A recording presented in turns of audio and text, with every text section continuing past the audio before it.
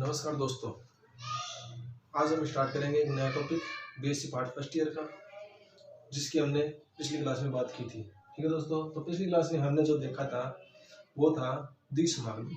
अब उसके आगे हम देखेंगे ध्रुवीय निर्देशांकों में द्विसमाकलन।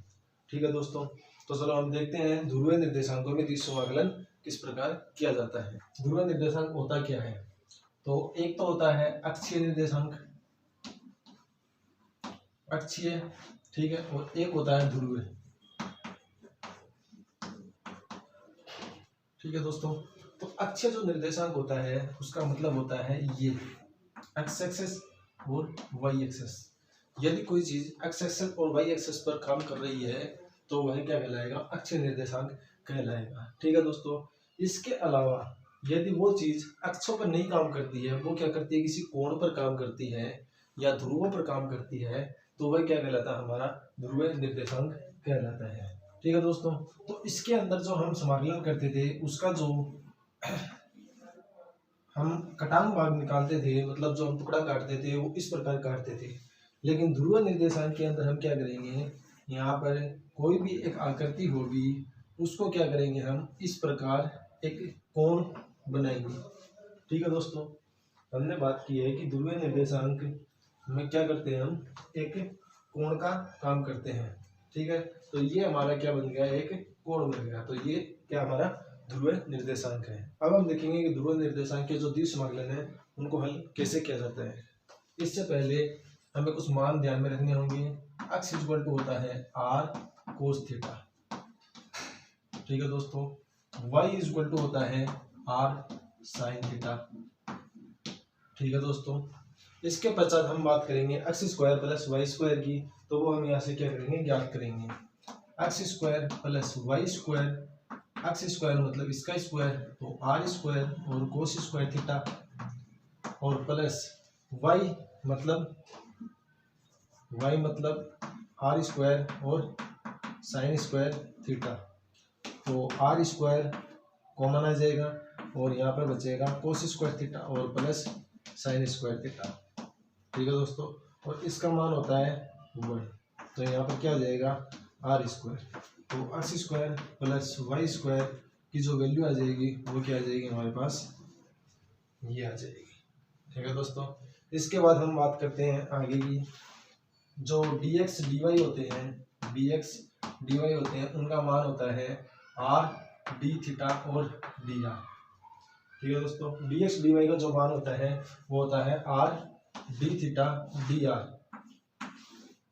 और x का मान है r cos थीटा और y का मान है r sin थीटा और r स्क्वायर का मान है x square plus Y square. इसके बाद हम बात करेंगे x अपॉन y की। ठीक है दोस्तों, क्या करेंगे हम बात x अपॉन y की या y अपॉन x की। तो हम देखेंगे कि y अपॉन x का मान कितना होता है। तो y upon x equal to y का मान है हमारे पास r sin थीटा और इसका मान है r cos थीटा। x का मान तो r से r कैंसिल हो जाएगा, तो y upon x equal to sine बटा कोस। साइन बटा कोस क्या होता है, टेन थीटा होता है। ठीक है दोस्तों, तो हमें क्या करना है, ये चीजें ध्यान में रखनी है। ये जो चीजें मैंने बॉक्स बना रखा है इन सभी चीजों को क्या रखना है, आपको ध्यान में रखना है। ठीक है, 1 2 3 और 4 और 5, ये 5 वैल्यू आपको ध्यान में रखनी है। इससे आप ध्रुवीय निर्देशांकों के द्विसमाकलन कर सकते हैं। हाँ तो दोस्तों, अब हम देखते हैं कि इसके क्वेश्चनों को किस प्रकार हल किया जाता है। तो हमारा एक क्वेश्चन है, इसमें coordinate r equal to a1 plus cos theta के प्रारंभिक रेखा से ऊपर वाले क्षेत्र पर r sin थीटा का क्या करना है, हमें समाकलन ज्ञात करना है। ये हमारा क्या है, क्वेश्चन है। तो इसको क्या करेंगे, आप सोल्व करेंगे। तो सॉल्यूशन में लिख देंगे कि हमें दिया गया है, क्या दिया गया है, गिवन क्या दिया गया है, कोऑर्डिनेट की इक्वेशन दी गई है। तो कोऑर्डिनेट की इक्वेशन है क्या है, r, और coordinate equal to r1 plus cos theta. Coordinate की इक्वेशन क्या दी हुई है, a1 प्लस कोस थीटा। ठीक है दोस्तों, और एक फंक्शन दिया गया है फलन क्या दिया गया है हमें, फलन का मान है r sin थीटा। ठीक है दोस्तों, कोऑर्डिनेट की इक्वेशन तो a1 प्लस कोस थीटा और फलन का मान क्या है हमारे पास r साइन थीटा। ठीक है, अब हम इसको क्या करते हैं, सोल्व करते हैं। तो चलो दोस्तों करेंगे इसको। तो पहले हम क्या करेंगे, कोऑर्डिनेट पर विचार करेंगे। तो कोऑर्डिनेट का जो ग्राफ होता है वो कैसा होता है, तो कोऑर्डिनेट का जो ग्राफ होता है वो होता है हमारे हार्ट की शेप का। ठीक है दोस्तों, ये कोऑर्डिनेट का जो ग्राफ होता है वो होता है हमारी हार्ट के शेप का। अब इसने बोला है कि ये प्रारंभिक रेखा के ऊपर वाले क्षेत्र पर बात करनी है हमें। तो ये प्रारंभिक रेखा कौन सी होती है, ये जो रेखा होती है ये प्रारंभिक रेखा होती है हमारी। ठीक है ना,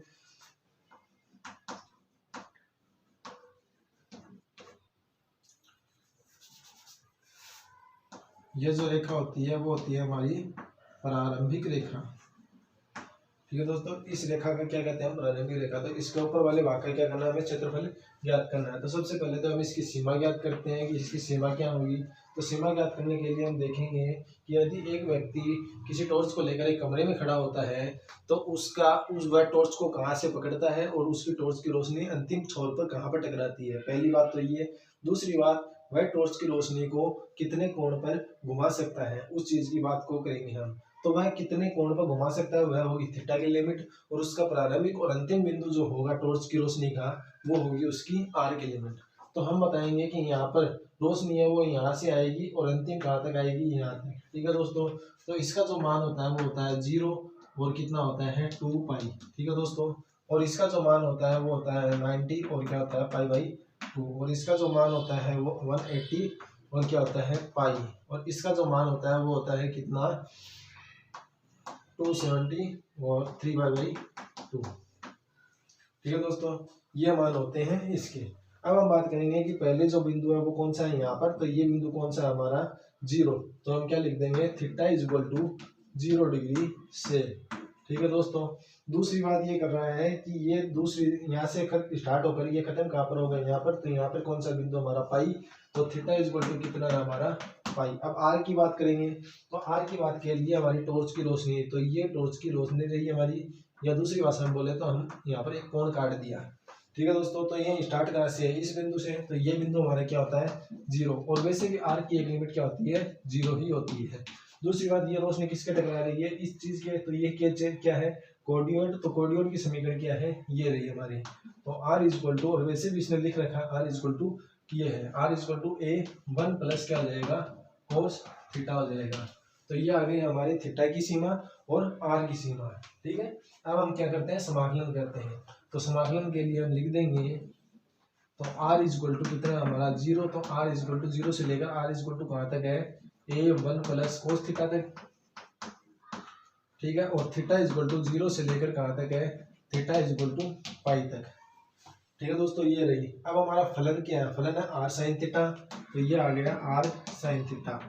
ठीक है, अब हमें क्या रखनी है, इसकी रेस्पेक्ट रखनी है। तो रेस्पेक्ट हमने बताई थी, रेस्पेक्ट क्या होती है r d थीटा और dr, ये होती है इसकी रेस्पेक्ट। अब हम क्या कर देंगे, इसको सोल्व करेंगे। तो ये हो जाएगी 0 से पाई, और ये हो जाएगी 0 से a1 प्लस कोस थीटा। ठीक है दोस्तों, ये हो जाएगी 0 से a1 plus cos theta, a कोष्टक 1 plus cos theta, और r क्या हो जाएगा r स्क्वायर, और ये हो जाएगा साइन थीटा, और ये हो जाएगा डी थीटा, और ये हो जाएगा डी आर। ठीक है, तो अब हम क्या कर देंगे 0 से पाई, और इसका समाकलन कर देंगे किस में, आर की रेस्पेक्ट में। तो कितना हो जाएगा r की पावर 3 अपॉन कितना हो जाएगा हमारा 3। ठीक है दोस्तों, r की पावर 3 और अपॉन 3, ये जो सूत्र है ये है x की पावर n dx का। ठीक है, x की power n upon n, x की power n plus 1 upon n plus 1, ये फॉर्मूला यहाँ पर लगा है। साइन थीटा इसमें r नहीं है तो ये ऐसा करे से रह जाएगा, और लिमिट 0 से लेकर कहाँ है a1 प्लस कोस थीटा। ठीक है दोस्तों, और d थीटा ये है। तो ये यहाँ तक सोल्व हो गया। अब इसमें क्या करेंगे, हम लिमिट डालेंगे, upper limit minus lower limit, पहले ऊपर का मान और फिर नीचे का मान। तो अब हम इसको क्या करेंगे, इसमें लिमिट डाल देते हैं। तो लिमिट डालने के लिए क्या आ जाएगा 0 से पाई आ जाएगा, और क्या आ जाएगा हमारे पास, इसका मान रखते हैं हम। तो ये रहा मान, r की जगह पर रख देंगे। तो क्या हो जाएगा a1 प्लस a की पावर 3 1 प्लस कोस थीटा की पावर क्या आ जाएगा हमारे पास 3, और क्या आ जाएगा साइन थीटा। ठीक है, और अपॉन कितना है 3, और क्या है डी थीटा। ठीक है दोस्तों, और माइनस कितना है हमारे पास 0, माइनस 0 और डी थीटा। लेकिन 0 का यहाँ पर कोई मान नहीं है, 0 की कोई वैल्यू नहीं होती, तो 0 यहाँ से क्या जाएगा, हट जाएगा। तो चलो इसको आगे करते हैं। तो a की पावर 3 और अपॉन 3 तो आ जाएगा बाहर, और क्या बचेगा, 0 से पाई बचेगा, और क्या आ जाएगा 1 प्लस कोस थीटा आ जाएगा। ठीक है दोस्तों, तो यहाँ पर कितना आ जाएगा, 1 प्लस कोस थीटा की पावर 3 आ जाएगी, और क्या आ जाएगी साइन थीटा और डी थीटा। अब हम क्या करेंगे, इसमें दो फॉर्मूले लगाएंगे। ठीक है दोस्तों, तो अभी हम इसमें क्या करेंगे, दो फॉर्मूले यूज करेंगे और फिर इसको आगे सोल्व करेंगे। तो हमारा पहला जो फॉर्मूला है वो हमारा कौन सा, sine 2 theta is equal to 2 sine theta और कोस थीटा। ठीक है दोस्तों, और दूसरा जो फॉर्मूला है वो हमारा cos 2 theta is equal to 2 cos square theta minus 1। और इसका अन्य भी फॉर्मूले होते हैं, लेकिन हमारे यहाँ पर यही काम आएंगे। और इस फॉर्मूले को हम थोड़ा सा मॉडिफाई कर देंगे। तो यहाँ पर क्या करेंगे, इसकी वैल्यू निकाल लेंगे 2 कोस स्क्वायर थीटा, और ये इस तरफ आ जाएगा तो कितना आ जाएगा 1 प्लस कोस 2 थीटा। ठीक है दोस्तों, तो ये रहे हमारे फॉर्मूले। तो एक फॉर्मूला तो यहाँ पर ये लगाना है, और एक फॉर्मूला हमें यहाँ पर ये लगाना है। तो लगा देते हैं दोस्तों।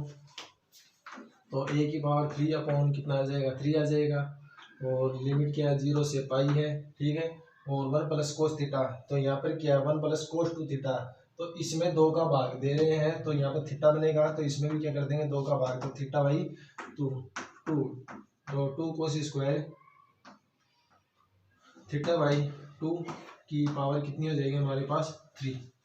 ठीक है दोस्तों, तो इसका मान क्या हो गया हमारे पास, ये हो गया। और साइन थीटा का मान कितना है 2 साइन, अब यहाँ पर कितना है 2 थीटा, तो हमें क्या चाहिए थीटा, तो यहाँ पर 2 का भाग, तो यहाँ पर भी 2 का भाग, और यहाँ पर भी 2 का भाग, 2 साइन थीटा बाई 2 और कोस थीटा बाई 2। ठीक है दोस्तों, और ये आ जाएगा डी थीटा।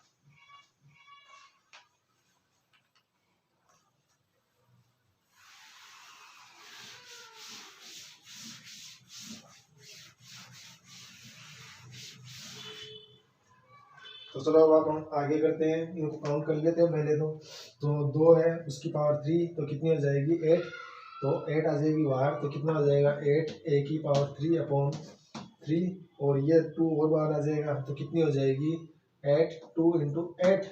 ठीक है दोस्तों, और समाकलन में क्या है 0 से पाई, और इसकी पावर 2 तो है, और 3 ही हो जाएगी, कितनी हो जाएगी 6। तो ये हो जाएगी हमारे पास कितनी, कोस की पावर 6, और एक ये रही, तो कोस की पावर कितनी हो जाएगी 7 थीटा बाई 2। ठीक है दोस्तों, और साइन की कितनी है 1, तो साइन की कितनी आ जाएगी थीटा बाई 2 और डी थीटा। ठीक है, अब हम आगे सोल्व करते हैं इसको। तो ये हो जाएगा कितने 16, और a की पावर 3 और अपॉन कितना आ जाएगा 3, और इसमें क्या करना है वो और देखते हैं। 0 से कितने आ जाएंगे पाई, और ये हो जाएगा कोस 7 थीटा बाई 2। ठीक है दोस्तों, और साइन थीटा बाई 2 और डी थीटा। अब हम क्या करेंगे, एक चीज मानेंगे, क्या थीटा बाई 2 को क्या मान लेंगे, कुछ ना कुछ नई चीज मान लेंगे। इसको मान लेंगे हम 5, थीटा बाई 2 को हम क्या मान लेंगे 5। तो थीटा का कितना हो जाएगा डी थीटा, और ये 2 इस तरफ चल जाएगा, तो कितना हो जाएगा 2d5। ठीक है दोस्तों, तो ये क्या हो जाएगा हमारे पास 2d5। तो चलो अब हम आगे चलते हैं। तो डी थीटा का मान क्या हो गया 2d5। अब हम क्या करते हैं, इसमें लिमिट निकाल लेते हैं। तो चलो दोस्तों लिमिट निकालते हैं। पहला मान क्या है, theta is equal to 0 degree, theta is equal to 0 degree. तो थीटा का मान 0 रखेंगे, तो ये क्या हो जाएगा 0, तो फाई का मान भी कितना रहेगा 0 डिग्री। ठीक है, अब थीटा का मान कितना है, थीटा का मान है पाई, तो थीटा का मान कितना है पाई, और थीटा का मान इसमें रखेंगे पाई, तो कितना हो जाएगा पाई बाई 2। तो फाई का मान कितना हो जाएगा पाई बाई 2। तो ये हो गई हमारी नई लिमिट। तो ये हो जाएंगे कितने, ये आएंगे 2, तो ये हो जाएंगे कितने 32, तो ये हो जाएंगे 32, 2 तो ये और 16 ये, तो कितने हो जाएंगे 32, और ये हो जाएंगे a की पावर 3 और अपॉन कितना आ जाएगा 3, और लिमिट हो जाएगी 0 से लेकर पाई बाई 2, और अंदर फंक्शन में क्या जाएंगे कोस 7 और 5 और साइन 1 5। ठीक है दोस्तों, 1 लगाओ चाहे मत लगाओ कोई दिक्कत नहीं है, और d5। ठीक है, यहाँ तक आ गया। अब इसमें लगेगा गामा फंक्शन। तो ठीक है दोस्तों, अब हम इसको सोल्व करते हैं। तो सोल्व करने के लिए हमें एक सूत्र का पता होना चाहिए। ठीक है दोस्तों, तो सूत्र ये है कि अगर 0 से π/2 की अगर लिमिट हो और साइन की घात m और कोस की घात क्या हो जाए हमारे पास n, ठीक है, और डी थीटा, ऐसा कोई चीज हो तो हमें फंक्शन लगता है कौन सा, एक गामा फंक्शन नाम से लगता है। ठीक है दोस्तों, तो इसमें गामा फंक्शन लगाएंगे। तो गामा फंक्शन का मतलब, गामा फंक्शन में आ जाएगा m+1 और अपॉन 2, m मतलब साइन की घात, और गामा क्या हो जाएगा n+1 अपॉन 2 मतलब कोस की घात, और अपॉन क्या आ जाएगा हमारे पास 2, और गामा क्या आ जाएगा m+n+2 अपॉन 2, ये हो जाएगा हमारा फॉर्मूला। ठीक है दोस्तों, तो इसमें क्या आ जाएंगे, गामा का फंक्शन लगा देंगे। तो गामा का फंक्शन किस प्रकार होता है, गामा का फंक्शन होता है ये, तो हम इसमें यूज लेते हैं। तो कितना हो जाएगा 32 a⁻³ अपॉन कितना हो जाएगा 3, और गामा फंक्शन को हम सोल्व करेंगे तो कितना हो जाएगा हमारे पास, गामा फंक्शन में m+1 तो 7 है, तो 7 + 1 8, तो 8 के आधा कितना होता है गामा 7 + 1 और अपॉन 2, और गामा कितना हो जाएगा हमारे पास 1 + 1 अपॉन 2, और अपॉन कितना हो जाएगा 2, और गामा कितना हो जाएगा 7 + 1 + 2 अपॉन 2, ये हो गया हमारा गामा फंक्शन। तो ये हो गया 32 a⁻³ और अपॉन कितना आ जाएगा 3, तो ये हो जाएगा 7 और 1 8, और 8 अपॉन 2 कितना आ जाएगा 4 गामा, और ये हो जाएगा कितना हमारा 1 और 1 2, 2 का आधा कितना हो जाएगा 1 गामा 1। ठीक है दोस्तों, गामा 1 और अपॉन 7 और 1 8 और 2 10, 10 के आधे कितने हो जाएंगे 5, तो ये हो जाएंगे कितने 5 गामा। ठीक है दोस्तों, तो ये आ गया। अब गामा को खोलने के लिए एक रूल है कि जिस प्रकार फैक्टोरियल को खोल देते हैं उसी प्रकार क्या खुलता है, गामा खुलता है। लेकिन फैक्टोरियल गामा में बस एक फर्क होता है कि फैक्टोरियल खोलता है खुद की संख्या से, मतलब 4 3 2, और ये गामा खुलता है खुद को छोड़कर, मतलब 4 नहीं आएगा और 4 के अलावा इसमें फैक्टोरियल की हर चीज आएगी। हाँ तो दोस्तों हम इसको आगे सोल्व करते हैं। आगे सोल्व करने के लिए हो जाएगा 32 a⁻³ और अपॉन कितना हो जाएगा 3 हो जाएगा। अंदर क्या खोल देंगे हम, इसको खोल देंगे तो ये हो जाएगा कितना 3 गुणा 2 गुणा 1 गुणा 1, और ये हो जाएगा कितना हमारा 2 गुणा 5 गुणा 4 गुणा 2 गुणा 4 गुणा 3 गुणा 2 गुणा 1, और ये 3 2 1 3 2 1 से क्या हो जाएंगे कैंसिल, और ये 4 दूनी 8 8 से कट जाएंगे, तो 8 8 चौक कितने आ जाएंगे 32, ये दोनों चीज इससे कट रही है। ठीक है दोस्तों, तो ये कितने आ जाएंगे हमारे पास, ये हो जाएंगे 4/3 a⁻³ और ये हो जाएंगे इसके आंसर। इसको इस प्रकार सोल्व करते हैं। ठीक है दोस्तों, अब हम देखते हैं एक क्वेश्चन और। हाँ दोस्तों, अब अगला जो क्वेश्चन है वो है हमारा, निम्न समाकल को ध्रुवीय रूप में बदलकर मान ज्ञात कीजिए। ये हमें एक क्वेश्चन दिया गया है जो हमारा क्या अक्षय रूप में है, और इसको बदलना किसमें, हमें ध्रुवीय रूप में बदलना है, और ध्रुवीय रूप में बदलकर हम क्या करेंगे, इसका मान ज्ञात करेंगे। ठीक है दोस्तों, तो सबसे पहले हम क्या करते हैं, इसके अंदर से हम क्या करेंगे, इसकी सीमा को ज्ञात करेंगे। तो सीमा को ज्ञात करने के लिए ये क्या है x, तो यहाँ पर किसके मान है x के, तो क्या लिख देंगे x बराबर y से क्या है x बराबर a तक है, x बराबर y से x बराबर a तक है, और दूसरा मान क्या है y, तो ये लिमिट किसकी है y की, तो y बराबर 0 से लेकर कहाँ तक है, y बराबर a तक है। ये इसकी सीमा ज्ञात कर ली। अब इस सीमा से क्या करेंगे, हम एक चित्र बनाएंगे। ठीक है दोस्तों, तो चलो हम चित्र बनाते हैं। तो इसमें क्या दे रखा है y = 0, तो y = 0 ये रही, x = a और y = a, तो x = ये हमारी यहाँ पर है, और y = a हमारी यहाँ पर है। ठीक है दोस्तों, अब इसने क्या बोला है कि x बराबर y की एक रेखा भी ज्ञात करनी है, तो x बराबर y की रेखा ये रही हमारे पास। ठीक है दोस्तों, अब हम क्या कर देंगे, इसको ज्वाइन कर देंगे और इसको ज्वाइन कर देंगे। ठीक है, तो अब इससे जो घिरा हुआ क्षेत्रफल उसकी क्या करनी है, हमें बात करनी है। तो उससे घिरा हुआ क्षेत्रफल हमारा क्या है, ये रहा हमारा। ठीक है दोस्तों, तो ये हमारा क्षेत्र है, इसका क्या करना है, हमें लिमिट ज्ञात करनी है। तो हम इसमें मान लिख देते हैं कौन सी है, x बराबर ये कौन सी है y, ये x बराबर कौन सी है y, और ये कौन सी है हमारी x बराबर a।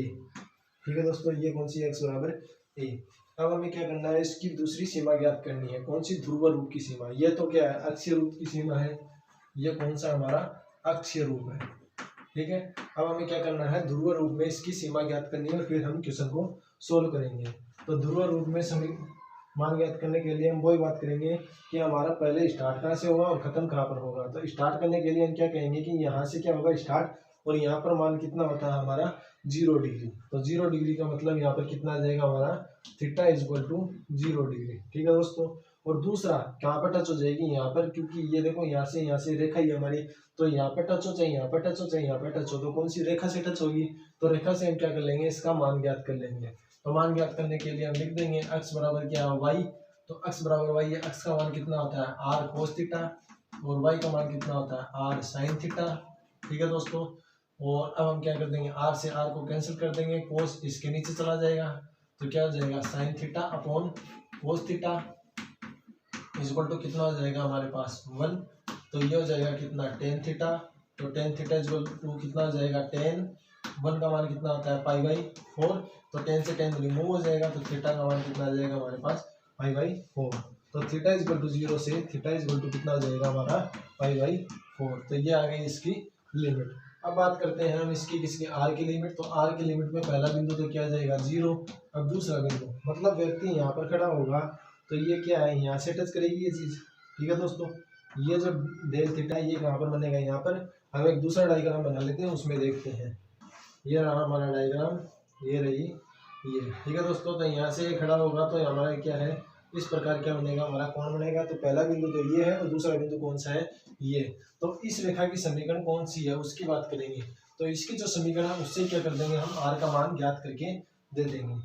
तो ये जो समीकरण है, ये जो समीकरण कौन सी है, एक्स बराबर ए की। तो एक्स बराबर क्या है हमारे पास ए। तो एक्स का मान क्या होता है आर कोस थीटा। ठीक है दोस्तों। तो बराबर कितना है ए। तो आर इज इक्वल टू कितना हो जाएगा हमारे पास ए अपॉन कोस थीटा। ठीक है दोस्तों। और R is equal to 1 upon cos क्या आता है सेक। तो ए सेक थीटा। तो ये मान किस में रख देंगे, इसमें रख देंगे। तो आर इज इक्वल टू कितना आ जाएगा हमारे पास ए सेक थीटा। ठीक है दोस्तों। तो ये आ गई हमारी ध्रुव रूप की सीमा।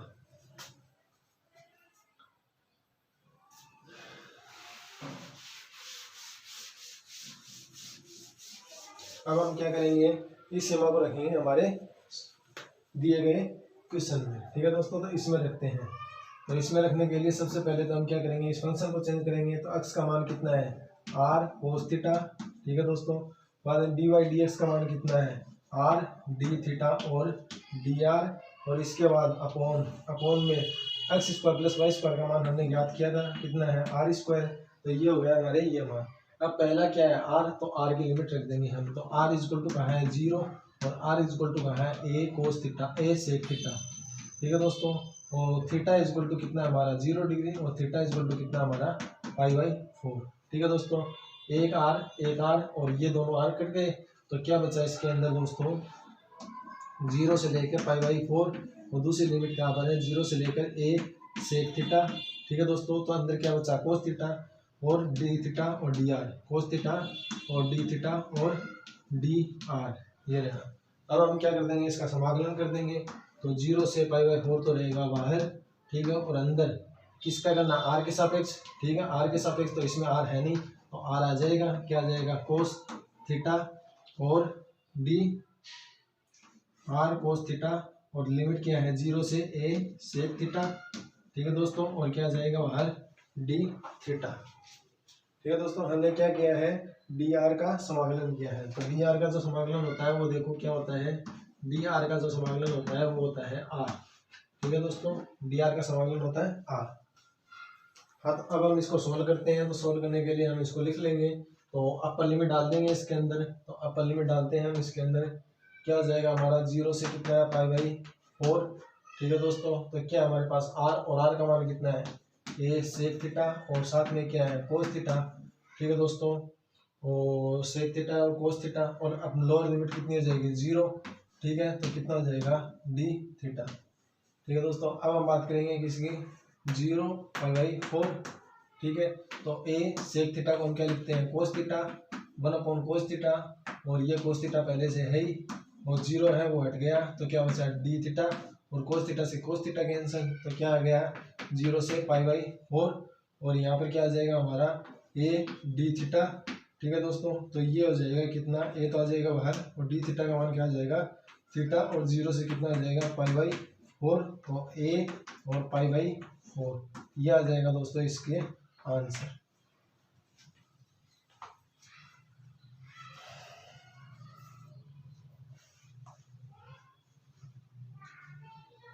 यदि दोस्तों आपको अन्य क्वेश्चनों की हल चाहिए या अन्य किसी टॉपिक पर आपको क्या करना है, डिस्कस करना है, तो आप हमसे संपर्क कर सकते हैं। हमारे कॉन्टैक्ट नंबर हमारे डिस्क्रिप्शन में दिए गए हैं।